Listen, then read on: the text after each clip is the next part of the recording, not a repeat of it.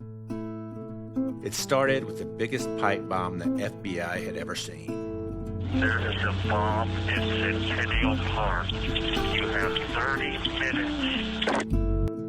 It ended in a dumpster after the largest manhunt in American history. My knees knocked so hard that I was about to answer them. That's how nervous I was. Eric Rudolph and the rise of anger. Domestic terrorism has been metastasizing across the country for a long time now. True story, true crime, true consequences for us all. American Shrapnel from award-winning journalists Becca Andrews and John Archibald, two-time winner of the Pulitzer Prize. Now available wherever you get your podcasts. As a scientist, I can tell you that Sundays are only 24 hours long. But with NFL Sunday Ticket and YouTube TV, you get every game every Sunday all in one place. That's upwards of 30 hours of NFL in one day. How can there be 30 hours in 24 hours, you ask? I have a theory. Magic. New users get NFL Sunday Ticket for 8 payments of $34.50 per month. Sign up at NFLSundayTicket.com. Local and national games on YouTube TV. NFL Sunday Ticket for out-of-market games excludes digital-only games and commercial use. Terms and embargoes apply. Availability varies. Welcome to the Ducks Confidential podcast with a twist. George Reiser is out. I sent him to the bench. Okay, maybe not. You can catch George and I talking about Oregon State and Oregon on the normal episode of the Ducks Confidential podcast, which is already out. But in this one, I did kind of shove George aside a little bit because I'm hooked up with Max Ralph of PennLive.com, who covers the Penn State Nittany Lions. And we broke down this game forward and backwards, front, side, every way you could think of. And also, we came up with some predictions. I even threw out a score. I'm sticking to it. Anyway, as always, the Ducks Confidential podcast is brought to you by Travel Lane County, an organization that promotes travel and tourism in the Eugene, Cascades, and Coast region. Ducks fans can find out more at www.eugenecascadescoast.org. Penn State fans and Oregon fans, it is whiteout week. I'm Max Ralph of PennLive.com and the Blue White Breakdown. Beside me here, we've got a special guest. We're doing a big collaboration this week. Fentress from OregonLive.com, getting a little bit of perspective from both sides of the ball here for what is going to be a number 3 versus number 6 matchup in Happy Valley this weekend. Aaron, it's the whiteout. Welcome to the show. Before we get into some specifics about this game, just what's the buzz around Oregon like for this week in the whiteout coming up? As soon as the Oregon State game ended, the buzz was finally some real football, because Oregon's early season schedule has just been dreadful from definitely from a media perspective. Not that we matter, but fans have been, they're excited to watch their team boat race other teams. But at the same time, you're like, okay, you want some drama. You want to get to Penn State. Then you got Indiana now, which just destroyed Illinois coming up after that, after a bye. So yeah, we're finally now into the meat of the schedule, rematch of the Big Ten championship game last year. So yeah, everyone's fired up. As a matter of fact, at the game against Oregon State, we were talking about story ideas for the Civil War, and they don't call it Civil War anymore, whatever. Right. And I'm thinking, you know what? I'm not even going to write about this game. I'm going to write about the matchup with Penn State. So I did 1,500 words looking at, where Oregon is coming in after 4 games, looking at Penn State and sort of the matchups, because I felt like fans were going to be more interested in looking ahead than looking back at a game that they were favored to win by 34, right? So, everyone's excited. Real quick, I just want to show that, I knew I was coming on in Pennsylvania, and I got some Pennsylvania-friendly things here. I got Jack Lambert, Jack Ham. I got Randall Cunningham. I got Donovan McNabb autograph back there. And then I have one of my prized possessions, Julius Erving autograph card in gold ink that I got 30 years ago. He came to Portland and did a signing. So, just want to show the Philly fans and the Pittsburgh fans, Pennsylvania fans that, I'm coming in peace. Even though football teams are 3-0, when I travel with them to the state of Pennsylvania, twice with the Seahawks. They beat the Eagles twice. And I came to Pittsburgh with the Seahawks, and they won too. So Northwest football teams 3-0 in the state of Pennsylvania when Aaron Fentress is covering them. That may move the line a little bit. I don't know, but I'm just putting it out there. Hey, that for all the bettors, I mean, that's something to really keep in mind. The Dr. J card is something special. But Aaron, I got to say, I'm loving. I see Sweetness in the background. You got Rhino there too. The Bears Chicago representation. It's nice to have on another blue white breakdown here to be. I saw your Cubs stuff, and I'm like, yeah, I know. We're like brothers from another mother, right? And this is an autographed Walter Payton helmet. This is a rare number to, I think, 500 that was autographed through his company before he passed away. Oh my gosh, that's amazing! That's amazing. I should have worn if I knew that was happening, I should have bought a headband. And a Sweetness headband. Yeah, absolutely. All right, let's talk some Penn State and Oregon, because so the point you made, I mean, everybody's ready to move on as soon as the Oregon State game happened, and I think it's very much a similar situation for Penn State, because it's been those cupcake schedules. It's FIU, Nevada, Villanova, but I think there's a little bit of a different vibe around Penn State, because while they've outscored opponents 132-17, it hasn't always been pretty on the offensive side of the ball. Right. And a lot of that stems, Aaron, from quarterback play and some concerns. And I think that coming into this whiteout here, a lot of people want to know about the quarterbacks. And it's kind of Dante Moore has looked really good. He's completing almost 80% of his passes. He's got 11 touchdowns to 1 interception. Yeah. Like the numbers are eye popping, but the competition's pretty bad too. Meanwhile, Drew Aller, I think it's only 4 touchdowns to 1 interception, averaging right around 200 yards a game. The eye test is not great, but Penn State coaches will come out and tell you he's playing better than you might realize. So let's talk about the quarterbacks, Aaron. Let's start with Dante. As a first-year starter at Oregon, replacing Dylan Gabriel, who did so many good things. Is he this good, or is it kind of a product of the competition thus far?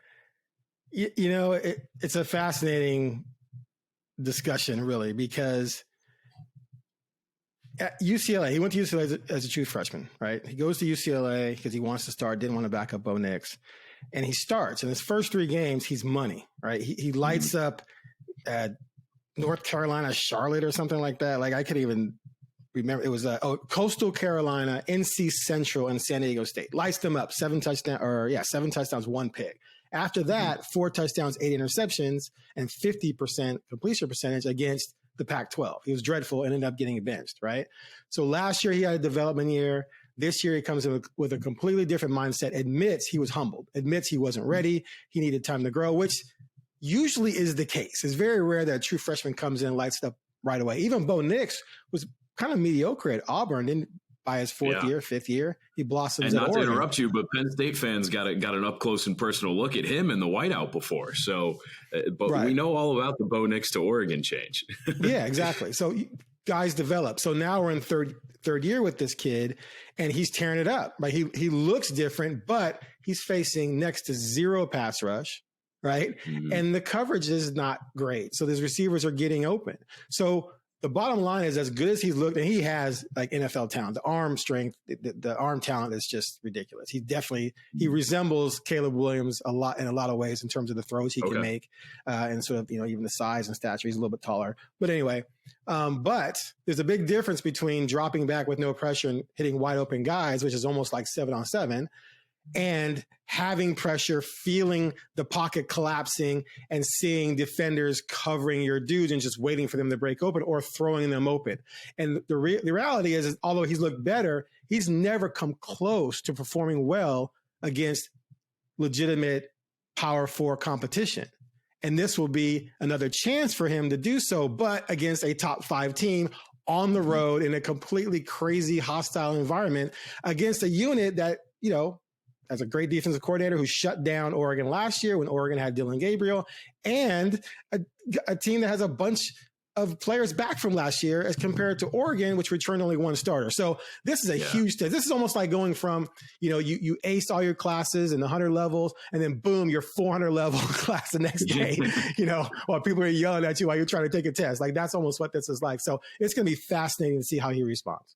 Yeah, I really. So one thing that I'm curious with him is how much has he shown from a mobility standpoint? Because early in this, he can move. Because early in this season so far, Penn State.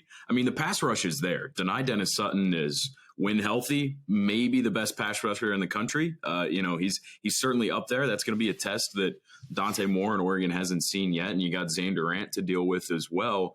But, against that lower competition, Chubba Purdy of Nevada, even to some extent Kejuan Jenkins of FIU, when they were able to get out and use their legs a little bit, it tested Penn State some. And part of that is because it's a really young and inexperienced group of defensive ends behind Denai Dennis Sutton. Not quite as good when they're put into conflict in the read game, a little more suspect against the run. Is that something that Oregon will test Penn State with this weekend? Absolutely. Moore can move. There's no doubt about that. As a matter of fact, this past week, so he only had 34 net yards rushing the first 3 games. He wasn't running that much at all because he didn't really need to. This last game, Oregon State did some decent things to in covers. They were a little bit more disciplined in covers than some of the teams they'd faced to date. And so that caused him to take off. He rushed for 53 yards on 7 carries. 1 was a sack. So I think he had 62 net. So he definitely can get loose and get moving if he needs to. He's not someone that you want rushing for 900 yards or something like that. But if you get pressure on him and no one's open, he definitely can rack up yards against you. Yeah, absolutely. Drew Aller's a little bit similar, probably not quite as explosive of a runner, but he's gotten good at taking what's there when needed. But yeah, I think to flip the conversation to the Penn State side of things here, Aaron, and you got to look at Drew Aller in the Big Ten championship game last year, which really one of his most polarizing performances, because the first quarter and a half was pretty terrible, and then he comes back and Penn State's offense really gives him a run, and it ends up only being a 1-score game at the end. It really, that's kind of been the story for Drew Aller so far. We've seen him in a lot of situations with his back against the wall be able to go out and play loose and win games. He did it against USC. He almost came back against Oregon 2 years ago in his first year as a starter against Indiana. He threw the first interception of his career and came back and led a game-winning drive. He plays better when he's loose, and it seems like, and he said as much, James Franklin's talked about it, it seems like so far early in this season, he's been overthinking to an extent. He's been trying to play perfect. And I do think that there's room for that against the competition that they've played, because you want to get certain things done as you're going. But Drew Aller has to be better. And I do think right now, in Penn State fans' minds, and I think it's justified, maybe, the panic bells are going off just a little bit. The alarms are saying, okay, maybe he's still the same Drew Aller from 2024, which would not be a good thing, because Andy Kotelnicki's in his second year, and this is a guy who just has all the talent in the world. But Aaron, right, when you got the chance to see Drew in the Big Ten championship game last year, what stood out to you about him? Well, actually, going into that game, I was torn on which team to pick, and I ended up picking Oregon by like a field goal or something, because it was clear that Drew was a lot better against weak competition than he was against solid Big Ten teams, right? And so I thought, Dylan Gabriel tips the scales for me, because he's been destroying everybody. Mm-hmm. And in the championship game, like you said, he struggled early. Then he got hot, and that 4th down throw in the zone was insane. Like that's all-time highlight stuff, right? But he had the 2 critical interceptions, the one that was run back to the house, I think, and then the one at the end where he threw, and that was a great play, and the receiver could have made a better play on the ball. It's a 50-50 ball that, he just threw up there. And to me, like, do you take that chance in that situation? I think it was early down too. But I can't left thinking the guy's got arm talent. Like, the guy's good. He just has to put it together. My podcast partner, George Reister, who played at Oregon and played in the NFL, he is not big on Drew. Like, all summer we've been arguing about him, because I've been saying, Penn State is going to be better than Oregon this year. He's like, no, Dante Moore is going to be better than Drew Aller. I'm like, no way. Drew Aller is going to mature and grow. And then we come into the season, I keep waiting for something to pop. Now, again, I'm not studying them like the coaches are, or like even you are. But, you just look at the box score and you watch some highlights, and it's like, okay, why is he not lighting up the competition he's faced? Why doesn't he have a 3-touchdown game, or a 4-touchdown game, a 300-yard game? Just by sheer fact that you're facing very mediocre competition. Now, they have been rushing the ball very well, so that takes some opportunities away. But I can see why Penn State fans are like, okay, wait, if he's a senior, he had a lot of experience. Like, they won 2 playoff games last year, right? Barely lost to Notre Dame, but he didn't do that much in those games. I think under 200 yards in all 3, right?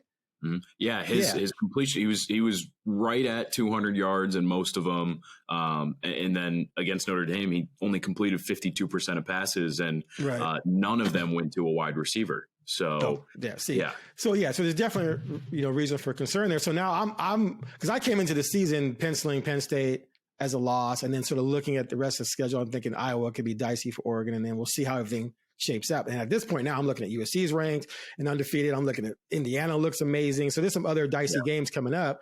But I had this penciled in as a loss, but now I'm wondering because is Drew going to be up for the challenge? Is Drew going to be able to take advantage of an Oregon secondary and pass defense that, also hasn't really been tested? Now, they did a great job against Oregon State. Oregon State was coming in averaging 300 yards passing per game. They held them to 68 and 5 of 18 for Malik Murphy. They were blanketing receivers. They were getting pressure. But again, Oregon State's not Penn State. If Drew Aller if he can live up to his talent potential, I think they win. If he struggles and regresses back to just being mediocre, this is going to be trouble for Penn State. Yeah, I'm completely with you. I think Drew, and particularly Penn State's passing offense, is probably really the X factor in this game. And it's really a tale of two different stories, because Drew is not on fire right now. He hasn't looked good against bad competition. Is part of that, keeping the offense simple, trying to get your new trio of transfer wide receivers involved, probably to some extent. I think they'll be able to open it up this week. But he's missed too many throws. He's made some bad reads, and it's not good enough for a senior third-year starting quarterback. The only thing that I will say, Aaron, and this is something that we'll talk about later in the pod a little bit more in depth, but, Dante Moore has to play in a whiteout, and Drew Aller's done that before. And I promise you that environment is unlike anything Dante has seen before. But Aaron, you made an allusion to the way Penn State's been running the ball so far, and I wanted to talk a little bit about the run game for both offenses, and maybe more specifically for both defenses, because Oregon seems, in the box score watching that I've done to this point, and some of the stuff that I've seen in replays and whatnot, it seems as though this lower competition has tested Oregon's run defense a little bit. Yeah, I mean,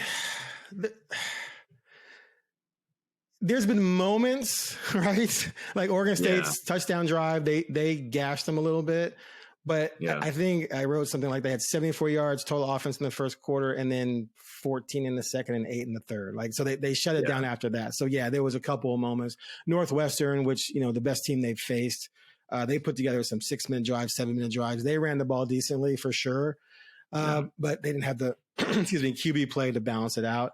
But I did feel like in that game, more so than anything, where you saw, okay, there could be some issues here where you could be moved against. And that, for me, was the case last year. Last year, when they faced teams that didn't have the QB play, and by the way, last year was my first year really Oregon's first year in the Big Ten, right? So I'm following every game. But the QB play was so bad last year through the conference. Like, I was just amazed at how Michigan could have that bad a QB. It was like, what is going on in this conference? But so they were able to do well against the run because they weren't worried about the pass. And then I wondered in the playoffs, when the playoffs comes, why I didn't think they were going to win the national title, is that when they played a team that had balance, they were in trouble because now the team could run on you, which helps the quarterback, right? So to me, that's the game. Like, if Penn State can come out and run the football, which we know they can, a veteran offensive line, 2 great running backs, then that's going to help Drew tremendously, because then he's going to be more comfortable. He can take advantage of a very young secondary for Oregon. They did go get Dylan Thieneman from Purdue, but they got 2 young corners. One's a true freshman, one's a redshirt freshman. So then you have a chance there. So I think Oregon definitely is vulnerable until I see them stop how about a good running game, right? I don't think they faced a good one yet. Average Northwestern, and then below average the rest of the teams they played. Now, you could argue Montana State, which lives off the run, but again, that's FCS, right? So I think Penn State's going to run the ball well. And the question is, if Aller can respond and balance that out and take advantage, then Ducks are in trouble. But for sure, I think that's the key of the game. Absolutely. I mean, defense is completely made over, just like the whole roster for Oregon this year. But when these teams met in the Big Ten championship game, Penn State put up almost 300 yards of rushing alone. It was unbelievable. And It gashed them, just wide zone after wide zone. I mean, the chemistry up front for that offensive line was really on just another level, unlike we've seen it at Penn State in a couple of years, despite Nick Singleton and Katron Allen both being here for 4 years now. And I think it hasn't quite gotten to that point yet, but Penn State slowly throughout this season, after not looking very good in the opener against Nevada on the ground, moving toward FIU, being more physical, and then against Villanova, looked like their communication was much better. They got the wide zone going a little bit, and that's such a staple of their offense, is being able to press that zone. Have, you'd like it to be Singleton because he has the big play speed and the breakaway ability, but Katron Allen just has the better vision right now. I do think that he will be more of the quote unquote featured back for Penn State against Oregon this week, just because of how well he's been playing. And if Penn State gets that wide zone going early, it really will, like you said, open things up for Drew Aller, and it'll be a huge difference maker. I had one question, Aaron. Yeah, go ahead. Penn State returned 4 starting linemen. Was 4 right? or 5 starting linemen. The only guy who's gone is Sal Wormley, who played right guard last year. But they actually filled his spot with a guy who started 8 games last year in Anthony Donko, because Anthony was playing right tackle until he had a season-ending injury, and they replaced him with Nolan Rucci. So now Rucci is at right tackle, Donko's at right guard, and so in a way, they almost still have 5 returning starters from last year. So you have 5 returning starters from a team that gashed Oregon in the Big Ten title game, averaged 200 yards rushing in 3 playoff games, including a close loss to Notre Dame, right? Coming in against a team that lost 8 starters. Now, they do return 2 edges in Tatum Tuioti and Mateo Uiagalelei, who both play in the NFL. And Bryce Betcher is a fierce middle linebacker. But they were there last year when Penn State ran all over them. And they were there last year when Ohio State just destroyed them, right? So, I mean, that's edge Penn State all day long. And Oregon has talent. Clearly, they've been paying like everyone else for good talent, and they're bubbling up. Amari Washington, guys like that.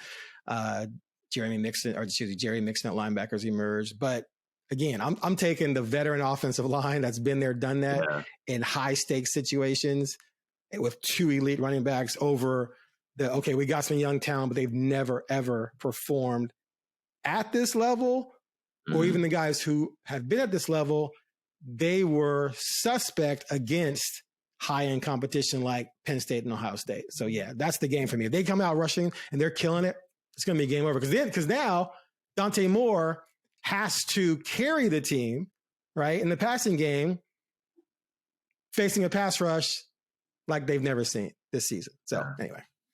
Yeah, no, absolutely true. If Penn State's first drive comes out and it's 7 minutes long and they put up 60 yards on the ground, it's going to set the tone in a big way. Yeah, it's going to set the tone in a big way.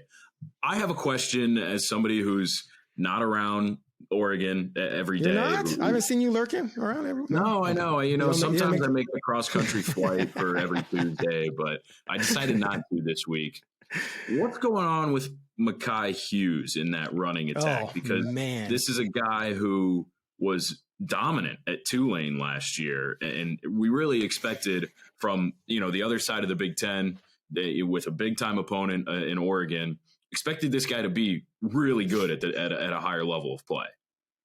The grass isn't always greener, my friend. Right? He was the guy. 2,800 yards over 2 seasons, 20 touchdowns or something like that at Tulane. Yeah. And, the Ducks lose Jordan James. They still had Noah Whittington, but Noah Whittington is not he's just not a guy that you would say, okay, this is our bell cow. This is the guy who's going to carry. This is our Franco Harris, right? This is our Saquon Barkley. He's just not that type of guy. He's a complimentary back who can be extremely productive, but you give him over 200 carries, you're risking injury. He's injured right now. He's just missed the last 2 games. And they had some young guys. This is what trips me out about this day and age of football. Because I covered the Mariota era. I covered the Herbert era. I covered, back when you recruited high school kids and developed them.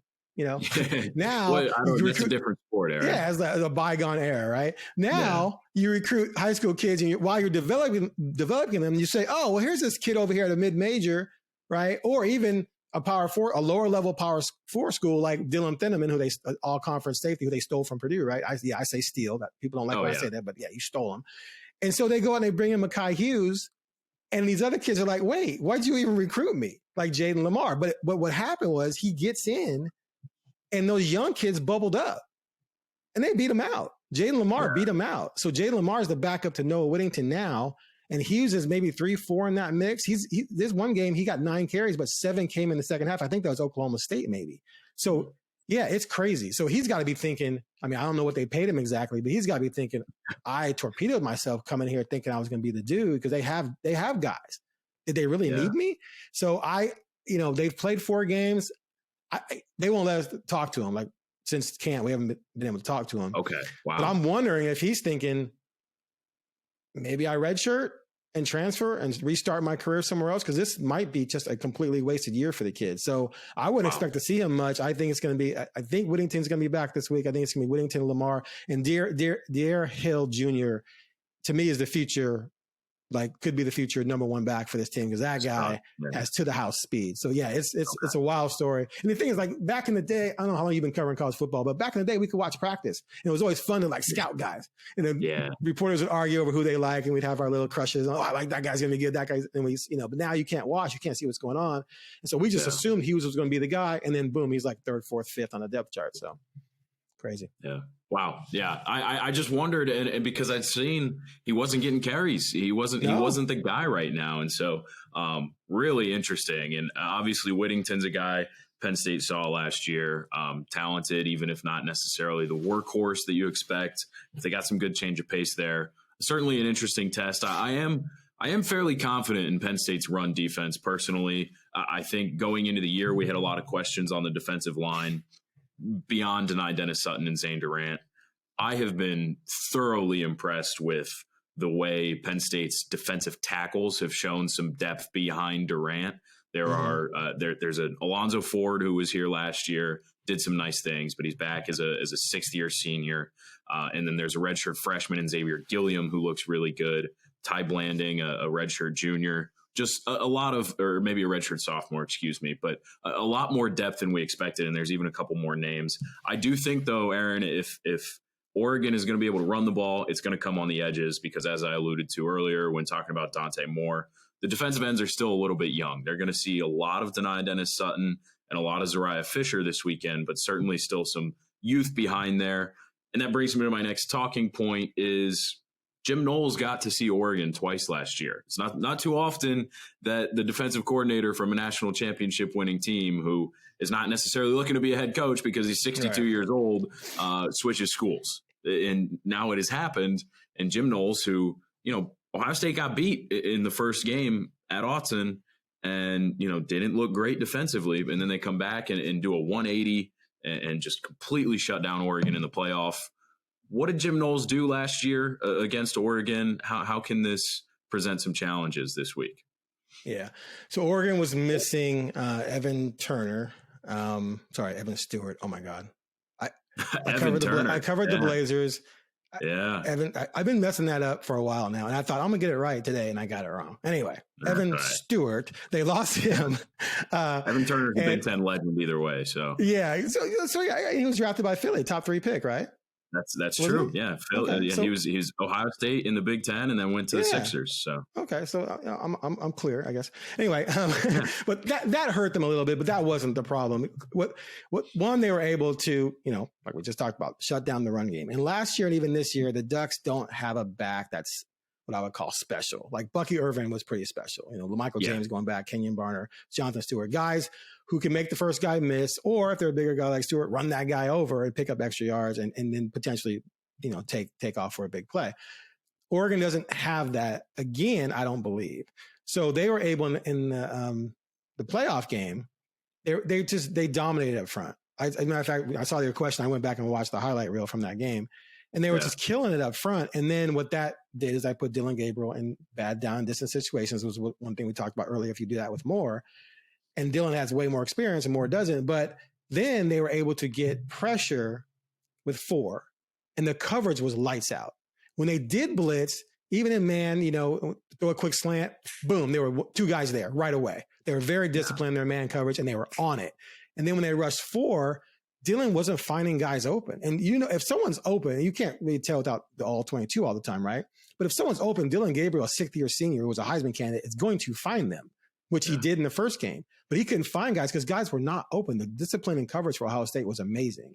And so they did a way better job from game to game on both sides of the ball, just flipping the script. Chip Kelly, former Duck, guru, came in and just lit up. His game plan was masterful and just lit up the Ducks.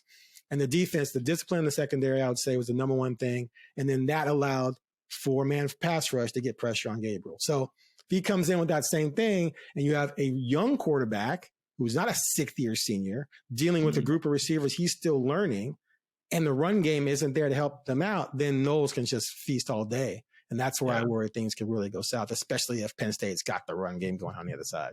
Yeah, I'm glad you mentioned the secondary because I think that's where what we've seen so far for Penn State and what we kind of expect has been tested. I mean, A.J. Harris, stud corner, potential first rounder this year, has been targeted once by opponents so far this year. He's got to be bored to tears. Right, exactly. I mean, it's just, it's a compliment, I guess, but it's unbelievable. Right. But I think the thing that I've noticed about Jim Knowles, the thing that we keep hearing from players is just how detailed and intense he can be. He's not an overbearing voice at practices, but he's very stoic. And when he speaks, people listen. And so I think that shows this will be a disciplined unit for Penn State this weekend. They've had a couple of communication issues early in the season, but I think they kind of got that ironed out against Villanova this past week. That was a big deal to see that. Honestly, it was something I was kind of consciously trying to watch for to make sure that their subs were clean and everything by that nature. Did a lot there. Now, whiteout, different story. Not going to be able to hear the green dot very well. It's going to happen. Might have to signal. But I do think the fact that you mentioned the discipline in the secondary is a good sign for Penn State fans for this weekend, because that's entirely what we've seen so far and kind of what we expect from this secondary that has a lot of depth, but just hasn't really been tested to this point. Aaron, you mentioned the pass rush. What's this Oregon offensive line looking like this year? I mean, not to deviate too much from the script we brought in coming today, but I know, for example, a guy Penn State was actually supposed to play on the schedule, Isaiah Worlds, against Nevada. What does this group look like? It's completely different. Yeah, they only returned one starter on offense, and that was the center.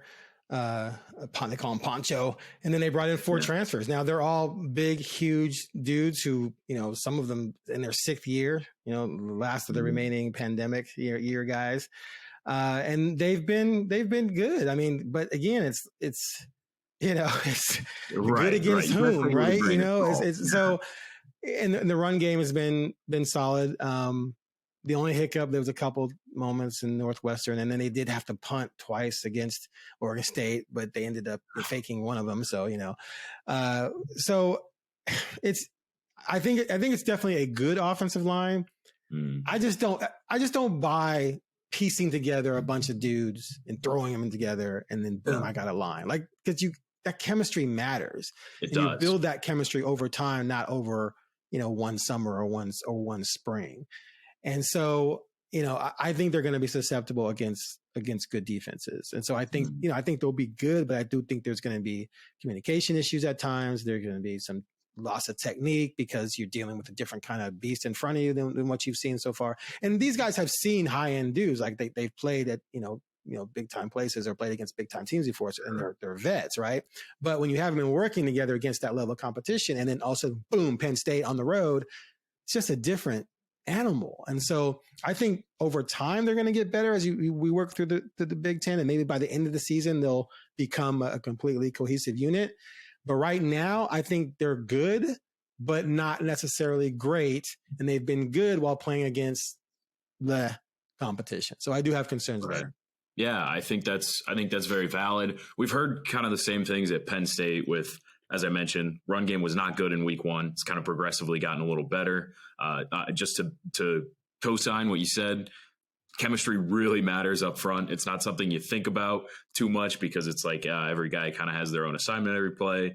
The communication is very key. And I do think, with the way Jim Knowles runs this defense, there's a lot of disguise, a lot of unusual blitz packages. You'll see Denai Dennis Sutton and, if it's Zariah Fisher, the other defensive end, they might both be lined up on the same end of the line of scrimmage at the same time. So a lot of communication that's going to have to happen this weekend, and do so in an environment, Aaron, that, kind of brings us to our last point here, an environment that Oregon maybe hasn't seen before, especially Dante Moore. These kids, certainly has not seen before. So I know it's early in the week, but have you heard a little bit from coaches, players about what they expect from this environment this weekend, and just what are your thoughts on playing in a whiteout? Yeah. So in the post-game press conference after the game, a lot of people were asking, about the Penn State game, because now we can finally look ahead. We've been looking ahead all summer, right? They have to be, day by day, right? Be focused on the next day, which I was like, okay, you may be mostly focused, but there's no way you're not thinking about Penn State. But no, they're excited. Like, to a man who talked the other day, Dante Moore, Bryce Betcher, especially the main two, they're excited and they're looking forward to it. Those are two competitive guys who, want to get after it. Bryce has been there, done that. Dante Moore hasn't, and Dante Moore has the most on his shoulders, right? So he may be excited for it, but I'm sure he's thinking, oh my God, like this is going to be a completely different situation for him. Lanning says they're excited to get to it. They flipped the switch as soon as the Oregon State game ended. So I think, if you're a competitor, even though it's going to be tough, you got to live for this. I can't remember I think Dante Moore said, this is what we dream about. This is what, as a kid, you dream about, is playing in a game like this, even in a hostile environment just like this. So I think they're pumped for it. I think they're excited for it, especially given the games they've played. Like, they love football. They're excited to play football, but the difference as a player between, okay, we're going to beat this team by 30 versus we could lose this game by 20, right? So I think they're going to be pumped for it, but again, I just don't know if this group as a whole, with that many new faces starting together, are truly ready for something like this. I would be amazed if they go in there and there aren't tons of penalties in the first half, which they've cleaned up a lot, and a lot of miscues, because they just have to get acclimated to the environment, and that could cause them to fall behind early. Yeah, it's a great point, and one that I was going to make too, because I'm sure you've seen the 2019 clip of Michigan calling a timeout before the game even starts. Forgot about that. We're in a new press box at Beaver Stadium, so I've seen the whiteout at night. Multiple times. It's been at night. I think for the past 4 years, it hasn't always been against the biggest opponent. Auburn was a good one in 2021, but I've seen the whiteout at night.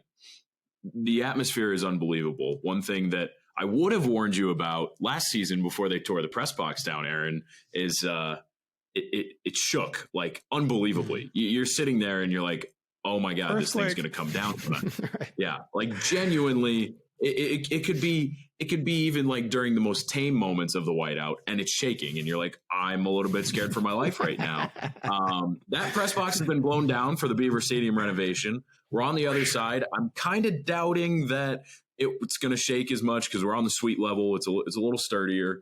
But the one thing that we do get in this new press box, Aaron, that I've been excited to get to the whiteout for, is we've actually got some tall windows that they have kept open. So we've kind of heard the environment a little bit better than we did before. It was always a little bit muffled in the old place. Okay. If it's even like, for as loud as it was against Villanova last week, an FCS opponent played in an early afternoon game, I can't imagine what it's going to be like for Dante Moore to handle this.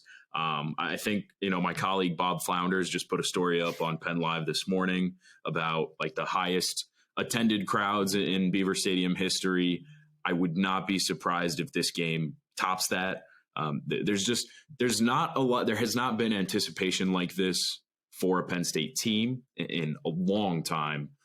You may go back to 2017 for the James Franklin era. Beyond that, it's probably 1997. It's just, people are really excited. They know what this team can do. I think the whiteout is going to be in its absolute best form this weekend. And I think when you have a quarterback who's new to the team, new to starting, with a bunch of offensive linemen who are new to each other, this could get dicey for a minute. It's just the truth. I mean, teams that come in, no matter who you are, struggle at Penn State. It's Ohio State. They've beaten Penn State, 10 out of the last 11 years, and still have issues during, a Beaver Stadium crowd during the whiteout. It's a real thing. And I do think to some extent, you almost have to give an extra 3 to 6 points on your favorite spread in favor of Penn State. And I think that as you've alluded to, as you've spoken about some things here today, I think that will really make a difference for Oregon, considering the inexperience on offense. I'm looking forward to it. I've been to a lot of places. I've never been to Penn State. So when I found out it was a whiteout game, I was pretty excited. So you got me pumped. But I definitely will bring my noise cancellation headphones to get through the game if it's going to be that crazy. Yeah, I mean, you will get the perk of it being a night game, and even though the weather's still pretty good, at night it's going to get a little chilly. So I don't think the windows will be open all night. So the noise will get knocked down a little bit at some point, but definitely enjoy it when you're there, because there are a few things like it. It's gonna be rowdy, and with it finally being a night game for the biggest game of the year, the tailgating is just going to be off the charts. Not that we're partaking, but the atmosphere is really going to be incredible, and I'm excited as well to get your take on it when we're able to catch up in the press box this weekend. But look, I think even though I don't know if I'm fully ready to put my stamp on this, I think we'd be remiss if we ended our crossover podcast here, Aaron, without making a prediction for the weekend. Yeah, I'm sticking with Penn State. I see no reason really. And one of the cool things about college sports, right, is that you get turnover, you get your stars move on, and the young kids come up, and you sort of wait for them to blossom, right? That's one of the cool things about it. And so, Dante Moore, what is he going to be? For all we know, 6 weeks from now, he's got 34 touchdowns and just 2 interceptions, and he lit up Penn State. And we're like, yeah, of course he did, because look at him. But right now, we just don't know, because he's never faced anything like this or succeeded even against Power 4 teams other than Oklahoma State, which right now is basically an FCS program. So I just have to go with what's in front of me, and that's a really good offensive line that went through the playoffs last year, averaging 200 yards per game, with 2 future NFL running backs who are special backs, a veteran quarterback who, he's up and down and stuff, but still he's a veteran quarterback at home in a completely insane environment against a team that had to replace 18 starters.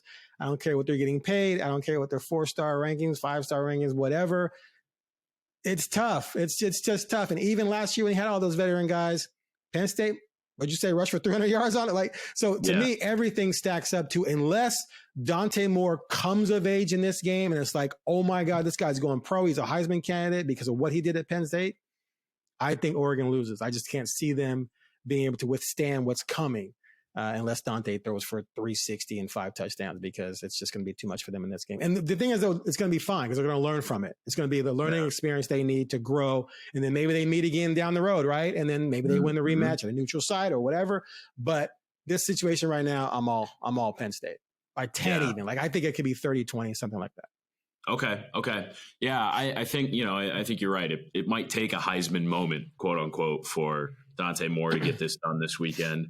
I will say, coming into the season, and Johnny McGonigal, who I do a podcast with every Thursday, we're both kind of like, I think Penn State might blow Oregon out in the whiteout, in the preseason, because of just how much turnover Oregon had. We had no idea what Dante Moore was going to be, and we thought Penn State was going to be a lot more put together than they appear to be at this point. So I'm backing off of that a little bit. I'm very intrigued by this matchup.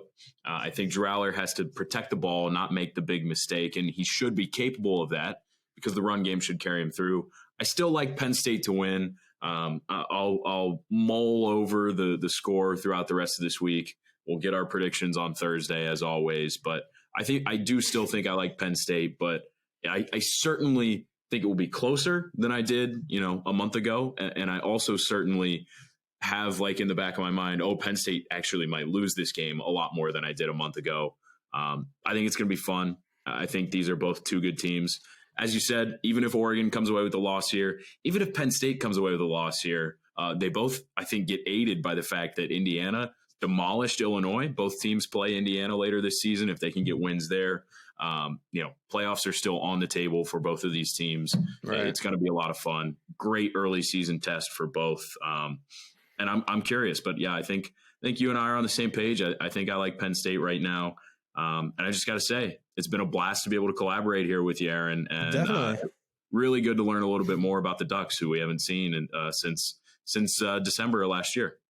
Yeah, definitely. I learned a lot from you today about Penn State, which will help me in my future podcasts and that TV show I do. So I appreciate it. But yeah, it's going to be fun. I'm looking forward to it. I've been to Nebraska, Oklahoma, Ohio State, a few other big places, clearly NFL and, of course, NBA. But this is like, when you make a list of places you'd like to go, this is one of those places. And the fact that it's a whiteout game and basically top 5 teams, it's going to be special. Yeah, absolutely. Thanks for the collab. You listening to the Blue White Breakdown, or you're on Ducks Confidential, correct? That's the name of your show. Make sure you're subscribing to PennLive.com and OregonLive.com. Aaron, thanks for being here. It's been a lot of fun. And Penn State, Oregon, coming this weekend.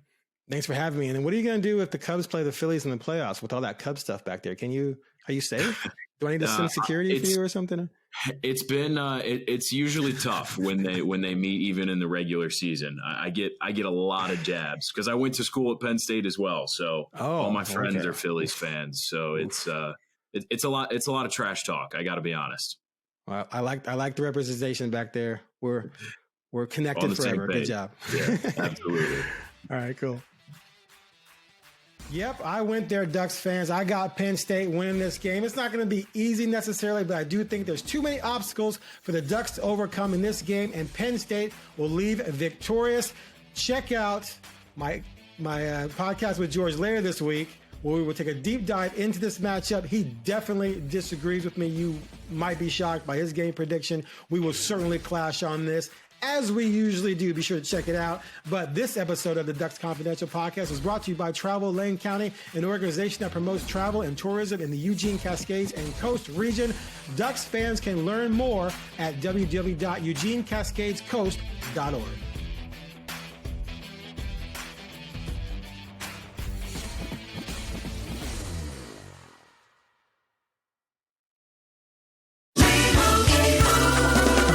Doug. Limu and I always tell you to customize your car insurance and save hundreds with Liberty Mutual. But now, we want you to feel it. Cue the emu music, Limu. Save yourself money today. Increase your wealth. Customize and save, we say.